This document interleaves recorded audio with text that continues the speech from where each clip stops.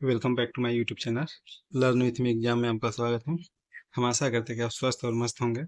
हम आपके लिए रोजाना की तरह बीपीएससी 4.0 के कुछ महत्वपूर्ण प्रश्न लेकर आए हैं, जो कि आज के भारतीय संविधान एवं राज्य व्यवस्था से संबंधित है, जिसमें भारतीय संविधान का विकास एवं संविधान सभा के बारे में जुड़े महत्वपूर्ण प्रश्न हम आप सभी लोगों को कराएंगे। चलिए आज का सेशन हम लोग यहीं से शुरू करते हैं, प्रश्न नंबर 1 से। अभी तक हम लोग प्रश्न 338 करा चुके हैं। चलिए इसका आज का पहला प्रश्न हम लोग देखते हैं। वर्ष 1946 में बनी अंतरिम सरकार में डॉक्टर राजेंद्र प्रसाद के पास कौन सा विभाग था? रक्षा या गृह मंत्री या खाद्य एवं कृषि? उपयुक्त में से एक से अधिक या इनमें से कोई नहीं? कौन सा ऑप्शन इसमें से सही होगा? सभी साथी उत्तर देने का प्रयास करेंगे। इसका ऑप्शन नंबर सी सही होगा, खाद्य एवं कृषि, जो कि वर्ष 1946 में बनी अंतरिम सरकार में डॉक्टर राजेंद्र प्रसाद के पास खाद्य एवं कृषि विभाग था। अगला प्रश्न देखिए, ये बीपीएससी स्कूल टीचर 2023 में और 2023 में 2.0 में भी पूछा गया प्रश्न है, प्राइमरी लेवल में। अगला प्रश्न, जवाहरलाल नेहरू ने अस्थायी सरकार में श्रम मंत्री कौन थे? जवाहरलाल नेहरू की अस्थायी सरकार में श्रम मंत्री कौन थे? और आसफ अली, श्री राजगोपालाचारी, जगजीवन राम? उपयुक्त में से एक से अधिक या इनमें से कोई नहीं? सभी साथी उत्तर देने का प्रयास करेंगे। इसका ऑप्शन नंबर कौन सा सही होगा? इसका ऑप्शन नंबर जगजीवन राम जी है, जो कि जवाहरलाल नेहरू की अस्थायी सरकार में श्रम मंत्री बने थे। ये हम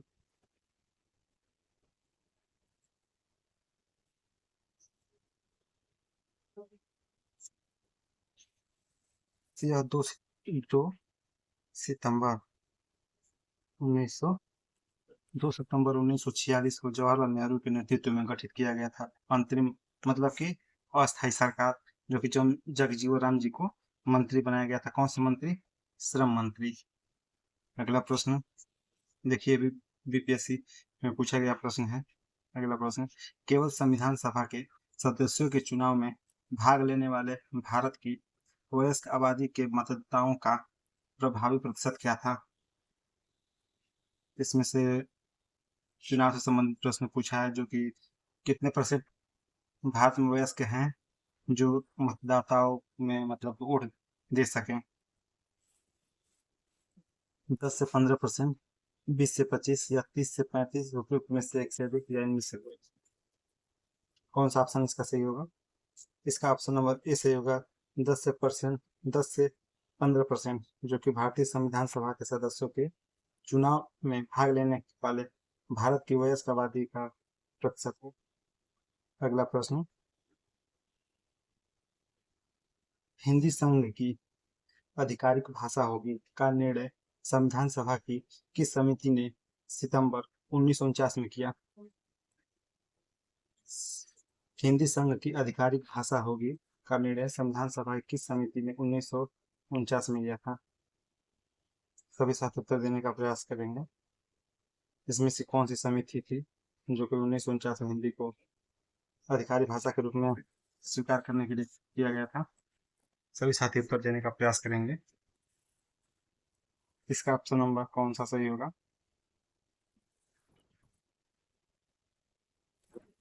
इसका ऑप्शन नंबर सुप्रीम कोर्ट के समिति द्वारा, दूसरा नियम और प्रक्रिया समिति द्वारा, तीसरा मसौदा समिति द्वारा। जो इन तीनों से सुप्रीम कोर्ट की समिति द्वारा तथा नियम व प्रक्रिया समिति द्वारा, मसौदा समिति के द्वारा हिंदी संघ की आधिकारिक भाषा होगी, यह निर्णय 1949 में लिया गया था। यह निर्णय 1949 में लिया गया था। यह भारत संघ की आधिकारिक भाषा होगी। इस समिति के अध्यक्ष बी.आर. अम्बेडकर ने की थी। यह भारत के संविधान का मसौदा तैयार करने के लिए जिम्मेदार थी। अगला प्रश्न,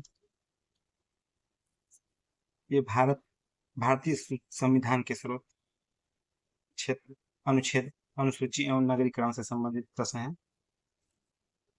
कौन सा इसका सही होगा?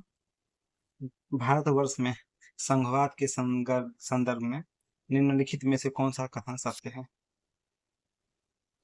संघवाद के संदर्भ में पूछा है कौन सा कथन सत्य है?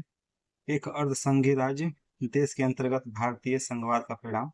दूसरा, भारतीय संघवाद देश में एकल राज्य व्यवस्था स्थापित करता है। इसका कौन सा सही होगा? इसका ऑप्शन नंबर ए सही होगा। एक अर्धसंघीय राज्य देश के अंतर्गत भारतीय संघवाद का परिणाम। इसका ऑप्शन नंबर ए सही होगा। अगला प्रश्न,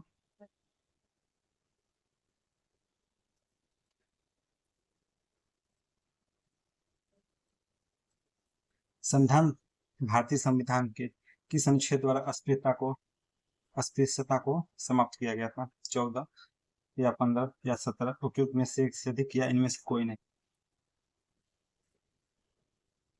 किस अनुच्छेद के द्वारा अस्पृश्यता का अंत किया गया था? इसका ऑप्शन नंबर सी सही होगा, अनुच्छेद 17, जो कि अस्पृश्यता को समाप्त किया गया था और इसका किसी भी रूप में आचरण निषिद्ध है। अस्पृश्यता से उपजी किसी भी निर्योग्यता का लाभ करना अपराध होगा। जबकि 15 अनुच्छेद 15 है संबंध विधि के समक्ष समता।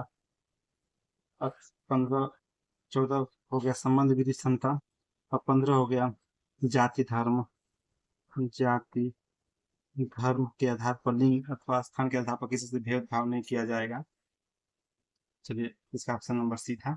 अगला प्रश्न, ये भी देखिए बीपीएससी 3.0 में पूछा गया प्रश्न है। अगला प्रश्न, समुद्र पारी भारतीय नागरिकता ओओईसी योजना भारत में निम्नलिखित में से किस अधिनियम द्वारा प्रारंभ की गई थी?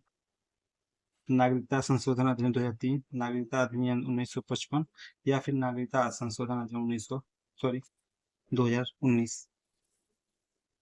इसका ऑप्शन नंबर कौन सा सही होगा? सभी साथी उत्तर देने का प्रयास करेंगे। इसका ऑप्शन नंबर बी सही होगा, नागरिकता अधिनियम 1955, जो कि 2005 में यह पारित किया गया था। 1955 के संशोधन करके समुद्र पारी भारतीय नागरिकता ओआईसी योजना की शुरुआत की गई थी। यह वे नागरिक समुद्री पारी भारतीय नागरिक के रूप में पंजीकरण कराने हेतु योग्य होंगे जो 26 जनवरी 1950 तथा उसके पश्चात भारत के नागरिक थे अथवा भारत के नागरिक होने के पात्र थे, या फिर पाकिस्तान एवं बांग्लादेश या सरकार जिसे निर्दिष्ट करे उस देश के नागरिक को छोड़कर यह अधिनियम किया गया था। अगला प्रश्न,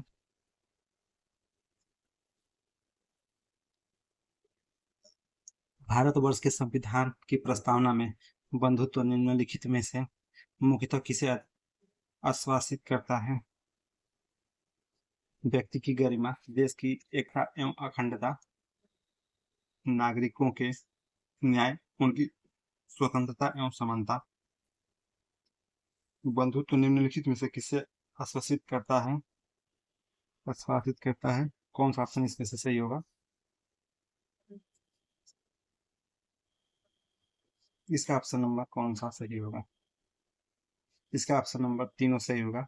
व्यक्ति की गरिमा, देश की अखंडता, एकता और तीसरा नागरिकों के न्याय और उनकी स्वतंत्रता, ये सब बंधुत्व के समांतर, बंधुत्व मतलब कि भाईचारे से संबंधित है। अगला प्रश्न, निम्नलिखित भारत के संविधान में प्रस्तावना न्याय की गारंटी देता है। इसका तात्पर्य है कि भारत अपने जनमानस को अनुमति देता है अपने प्रतिनिधियों के निर्वाचन की या कुछ मूल अधिकार रखने की या फिर निर्णय निर्माण में भागीदारी की, उपयुक्त में से सभी या इनमें से कोई नहीं। भारत के संविधान की प्रस्तावना न्याय की गारंटी देता है, मतलब इससे क्या हम सहमत हैं? इसमें से कौन सा ऑप्शन सही होगा?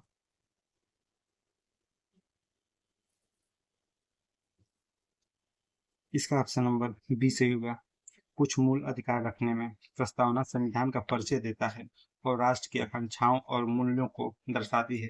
इसका उद्देश्य सभी नागरिकों के लिए न्याय, स्वतंत्रता, समानता और बंधुत्व सुनिश्चित करना है। प्रस्तावना में न्याय शब्द सामाजिक, आर्थिक और राजनीतिक न्याय को शामिल करता है।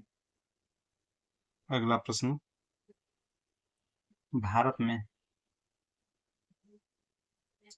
में सशक्त केंद्र के साथ संघीय प्रणाली का विचार किस देश से लिया?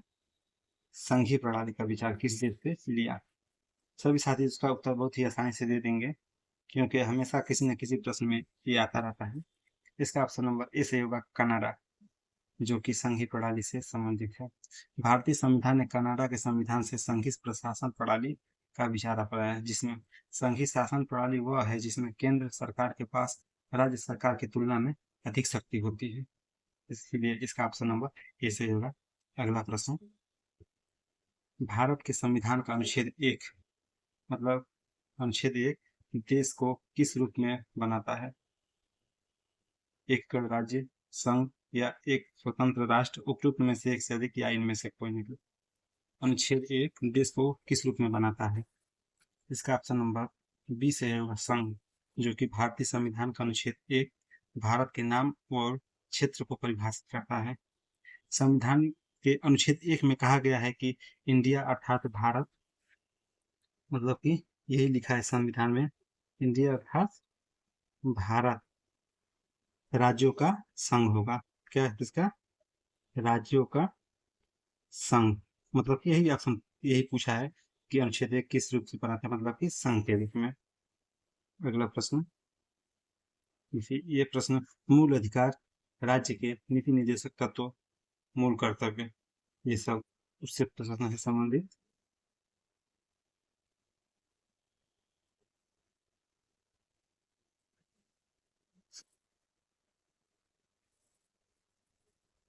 सभी साथी उत्तर देने का प्रयास करेंगे। चुप रहने की स्वतंत्रता भारत के किस प्रकार का अधिकार है? कानूनी अधिकार, सामाजिक अधिकार या मूल अधिकार? चुप रहने की स्वतंत्रता कौन सा अधिकार है? इसका ऑप्शन नंबर सी सही होगा, मूल अधिकार, जो कि भारत में चुप रहने का स्वतंत्रता एक मूल अधिकार है, जिसे संविधान के अनुच्छेद 20 गो में निहित किया गया। इसके अनुसार किसी भी व्यक्ति को अपने खिलाफ गवाह बनाने के लिए मजबूर नहीं किया जा सकता। यह प्रावधान आरोपी को आत्मदोषारोपण के खिलाफ अधिकार देता है, मतलब अपने बचाव में यह कर सकता है। इसके लिए इसका ऑप्शन नंबर सी सही होगा। अगला प्रश्न, ये उसी का वैसे ही है अनुच्छेद के बारे में, मैंने प्रश्न नहीं लिया, सीधा इसका उत्तर ले लिया है। यह प्रावधान है, यह भारत संविधान से संबंधित अनुच्छेद 42 में क्या है? कार्य का न्याय संगत एवं मानवोचित दशाएं अनुच्छेद, मतलब कि 42 में है। अनुच्छेद 43 में क्या है? कर्मकारों का निर्वाह एवं मजदूरी। अनुच्छेद 44 में समान सिविल संहिता। और अनुच्छेद 49 में राष्ट्रीय महत्व के स्थान एवं वस्तुओं का संरक्षण। इसका ऑप्शन सॉरी, ये सब अनुच्छेद 42, 43, 44, 45, 49 के ये सब उत्तर थे जो इससे संबंधित है। निम्नलिखित में से कौन सा भारत में मूल अधिकार के बारे में सही है? इनमें से कौन सा मूल अधिकार के बारे में सही है? इसका तो वे संवैधानिक सर्वोच्चता तथा विधायकी की सत्ता के मध्य संतुलन के अद्वितीय घोषणा, ये भी सही है। वे लोगों के अधिकारों तथा देश की सुरक्षा के मध्य संतुलन का निवेदन करते हैं, सही है। वे न केवल राजनीतिक एवं कानूनी समानता बल्कि सामाजिक समानता का भी निर्णय लेते, सही है। तो इसका ऑप्शन नंबर डी सही होगा। प्रश्न क्या था, मतलब मूल अधिकार के बारे में क्या सही है? इसका प्रश्न मूल मूल अधिकार के बारे में तीनों सही है। चलिए अगला प्रश्न, अपराध अपराधों को दोष सिद्धि के संबंध में भारतवर्ष के अंतर्गत निम्नलिखित में से कौन सा कथन सही है? सभी साथी उत्तर देने का प्रयास करेंगे, इसमें से कौन सा कथन सही है? अपराधों को दोष सिद्धि के संबंध में भारतवर्ष के अंतर्गत निम्नलिखित में से कौन सा कथन सही है? भारत के संविधान में दोहरे दंड का प्रावधान नहीं पाया जाता, या फिर संविधान में अपराध से अधिक दंड से सुरक्षा दी जाती है, सही बात है।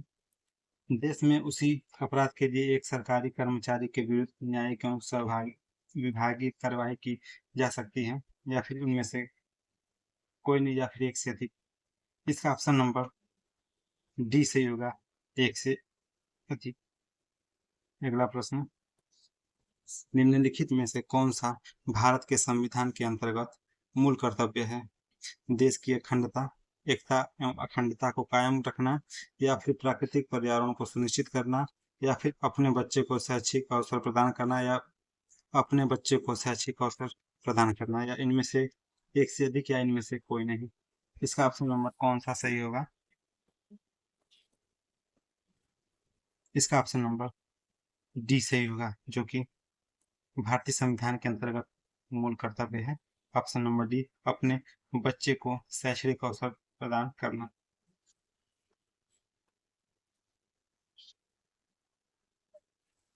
यह भारतीय संविधान में मौलिक कर्तव्य 42वें संविधान संशोधन 1976 में जोड़ा गया था।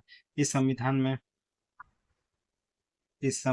भाग चार क के अनुच्छेद में 51 के क के तहत रखा गया है, जो कि मौलिक कर्तव्यों की संख्या 11 है, जिसमें प्राकृतिक पर्यावरण को सुरक्षित करना, माता पिता या संरक्षक द्वारा 6 से 14 वर्ष के बच्चों को प्राथमिक शिक्षा प्रदान करना मौलिक कर्तव्य है, इसलिए ऑप्शन इसका डी सही होगा।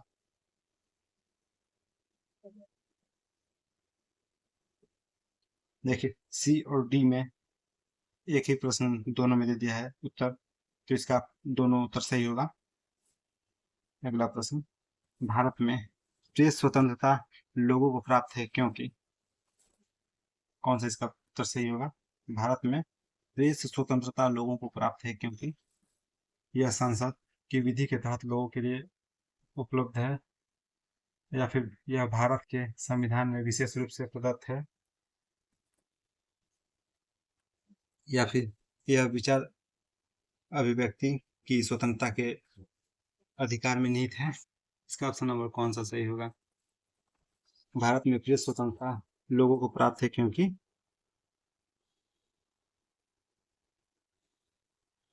यह, इसका ऑप्शन नंबर कौन सा सही होगा? इसका ऑप्शन नंबर सी सही होगा, यह विचार अभिव्यक्ति की स्वतंत्रता के अधिकार में निहित है। यह प्रेस की स्वतंत्रता लोगों को प्राप्त है, मतलब कि 19 में, 19 से मतलब कि फर्स्ट में, यह तहत मतलब कि बोलने की स्वतंत्रता अभिव्यक्त करने के मौलिक अधिकार में निहित है। यह स्वतंत्र पत्रकारिता जैसे मीडिया के लोग होते हैं, इसी के तहत वो लोग अपना बोलते हैं। इसका ऑप्शन नंबर सी सही होगा। अगला प्रश्न, ये है राष्ट्रपति से प्रश्न। राष्ट्रपति, उपराष्ट्रपति, मंत्रिपरिषद, महान्यायवादी, संसद, राज्यसभा और लोकसभा। इसका प्रश्न अभी तक 355 हम लोग सारे वीडियो में कर चुके हैं। इसका ऑप्शन नंबर कौन सा सही, सभी साथी उत्तर देने का प्रयास करेंगे। भारत की नव उद्घाटित संसद में सांसदों के लिए कुल कितनी सीटें हैं? इसका ऑप्शन नंबर 888 या 1272 या फिर 1326, या उपयुक्त में से एक से अधिक, या इनमें से कोई नहीं। यह बीपीएससी स्कूल टीचर में पूछा गया प्रश्न है। कौन सा उत्तर से होगा? इसका ऑप्शन नंबर 20 से होगा, 1272, जो कि नव उद्घाटित संसद में सांसदों की संख्या थी। यह 888 लोकसभा में, ये कितने हैं? लोकसभा में कितने हैं? 888 हैं, और 387 राज्यसभा में सीटें। भारत की नई संसद के वास्तुकार विमल पटेल हैं। कौन से? विमल पटेल नए वास्तुकार हैं। अगला प्रश्न, भारत की संसद के नए भवन के प्रभारी वास्तुकार का नाम क्या है? जो कि अभी हमने आपको बताया है।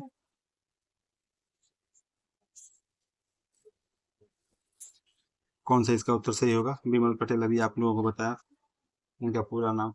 इसका ऑप्शन नंबर 20 से होगा, पद्मश्री विमल पटेल, जो कि भारत की राजधानी में निर्माणाधीन सेंट्रल विस्टा के प्रमुख अंग संसद भवन की नई इमारत के प्रभारी वास्तुकार पद्मश्री प्राप्तकर्ता विमल पटेल जी हैं, जो कि भारत के नए संसद भवन का निर्माण किया वास्तुकार हैं। इसका ऑप्शन नंबर बी सही होगा। अगला प्रश्न, निम्नलिखित में से कौन भारत के पहले निर्विरोध और सर्वसम्मति से राष्ट्रपति चुने गए थे? पहला नीलम संजीव रेड्डी, दूसरा डॉक्टर राधाकृष्णन, तीसरा डॉक्टर राजेंद्र प्रसाद या उपयुक्त में से एक से अधिक। कौन सा उत्तर सही होगा इसमें से? इसका ऑप्शन नंबर ए सही होगा, नीलम संजीव रेड्डी, जो कि भारत के पहले निर्विरोध सर्वसम्मत राष्ट्रपति चुने गए थे। उन्होंने 1977 से 1982 तक भारत के छठवें राष्ट्रपति के रूप में काम किया। इसका ऑप्शन नंबर ए से होगा। अगला प्रश्न ये क्या है? राज्यसभा का सदस्य बनने के लिए न्यूनतम आयु कितनी होनी चाहिए?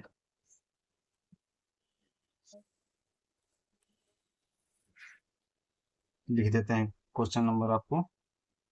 राज्य सभा का सदस्य, राज्यसभा का सदस्य कितने वर्षों में बना जाता है? 18, 25 या 30? इसका ऑप्शन नंबर सी से होगा, 30 वर्ष में हम राज्यसभा का सदस्य बन सकते हैं। भारतीय में भारतीय संविधान में राज्यसभा के अनुच्छेद 80 कौन सा है? आर्टिकल 80 के तहत गठित भारत की द्विसदनीय संसद का ऊपरी सदन है। राज्यसभा का सदस्य बनने के लिए हमें 30 वर्ष न्यूनतम आयु होनी चाहिए। पंचायत चुनाव और नगर पालिका के लिए 21 वर्ष। पंचायत चुनाव और नगर पालिका के लिए हमें 21 वर्ष आयु होनी चाहिए, जबकि राष्ट्रपति, उपराष्ट्रपति, राष्ट्रपति, उपराष्ट्रपति, राष्ट्रपति, राष्ट्रपति के लिए हमें, उपराष्ट्रपति के लिए हमें तथा राज्यपाल बनने के लिए 35 वर्ष होना अनिवार्य है। अगला प्रश्न, भारत एकीकृत न्यायपालिका रखता है क्योंकि? सभी साथी उत्तर हैं। भारत एकीकृत न्यायपालिका रखता है क्योंकि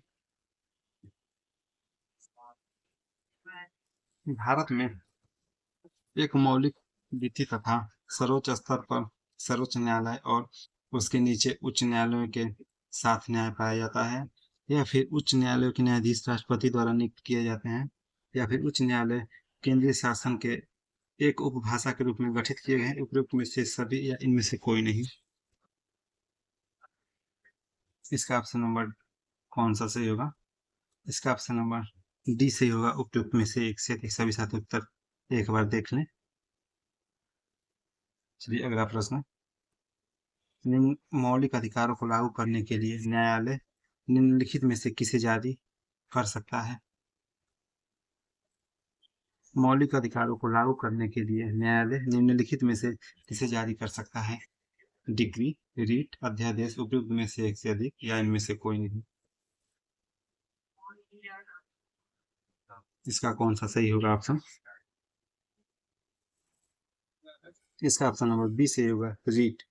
मौलिक अधिकार को लागू करने के लिए सर्वोच्च न्यायालय तथा उच्च न्यायालय को रीट जारी करने की शक्ति प्राप्त है। भारतीय संविधान के तहत आर्टिकल 32 को महत्वपूर्ण माना जाता है क्योंकि यह प्रावधान करता है कि मौलिक अधिकार की रक्षा का अधिकार अपने आप में एक मौलिक अधिकार है।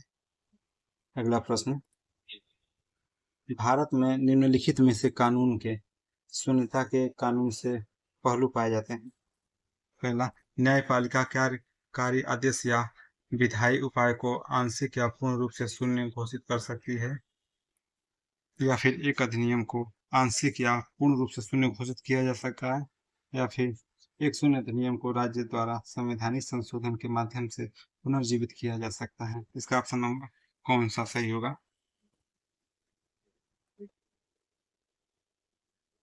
इसका ऑप्शन नंबर डी सही होगा, उपयुक्त में से एक से अधिक। अगला प्रश्न,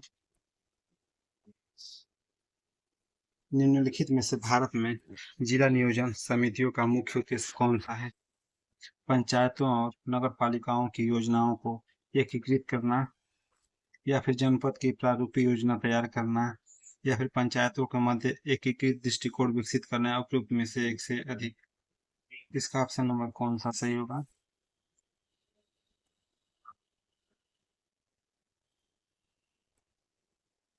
इसका ऑप्शन नंबर डी सही होगा, एक से अधिक, जो कि भारत में जिला नियोजन समितियों का मुख्य उद्देश्य है।